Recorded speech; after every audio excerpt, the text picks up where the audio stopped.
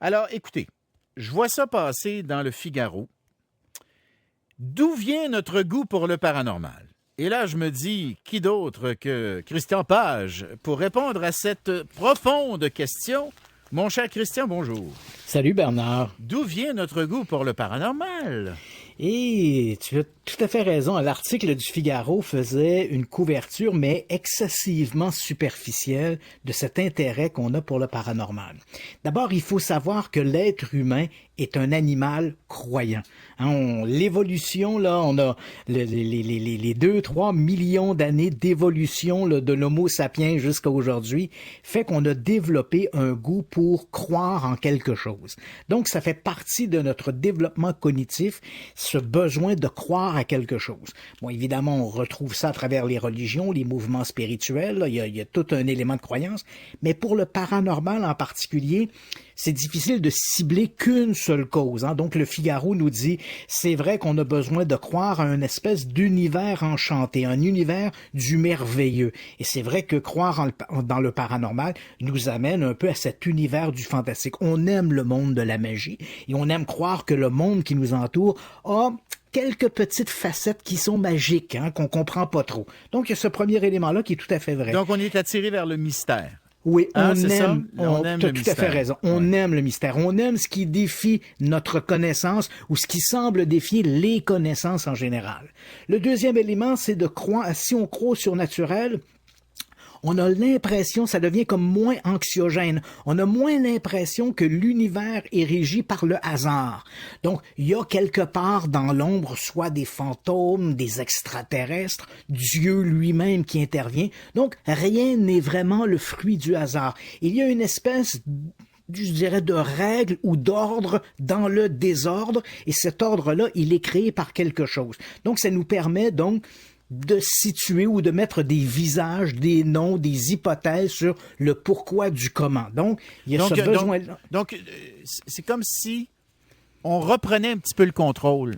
Tu as tout à fait raison. Ah, donc, c'est pourquoi ça, on va voir, par exemple, notre tireuse de cartes, on va voir notre cartomancienne, on va voir les clairvoyants, donc les gens qui font des mancies. Bon, on a l'impression, on se dit, quelque part dans l'univers, il doit y avoir un ordre. Et donc, si ta cartomancienne te dit, Bernard, tu vas faire une rencontre, tu vas gagner de l'argent, enfin, c'est le temps de faire un investissement. Donc, tu as l'impression que pas que tu défies le hasard, mais que tu précèdes le hasard. Tu vas jouer en fonction de ce qui vient. Donc, il y a un élément là-dedans qui est quand même pas négligeable.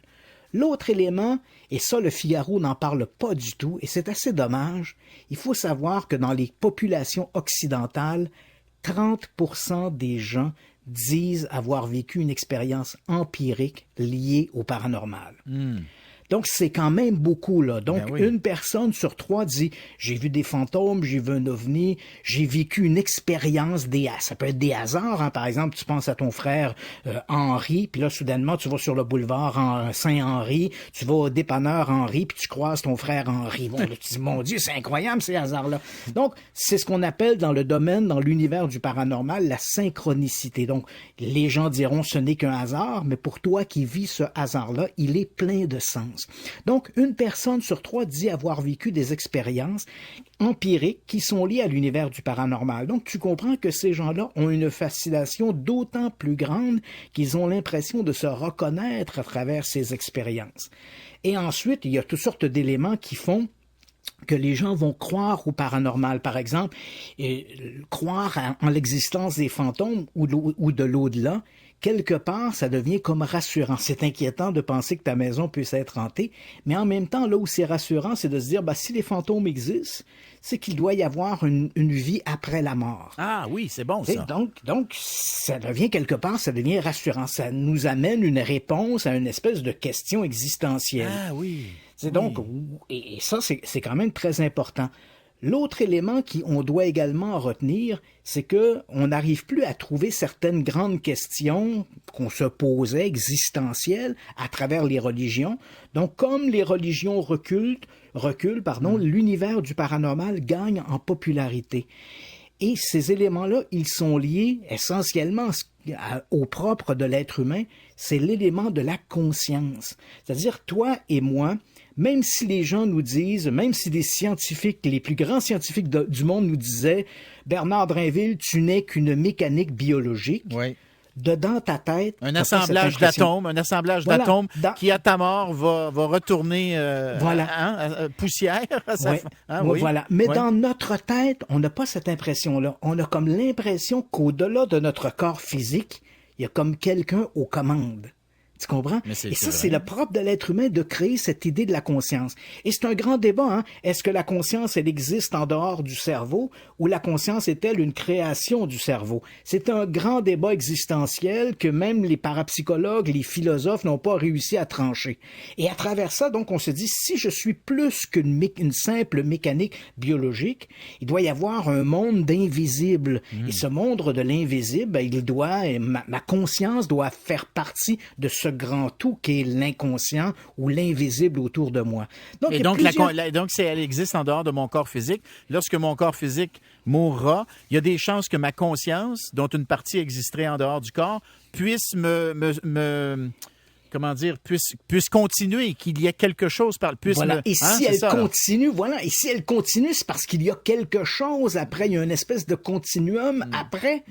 Sur lequel on n'a pas réellement, sur lequel on n'a pas de prise et pour lequel on n'a pas réellement conscience de son existence.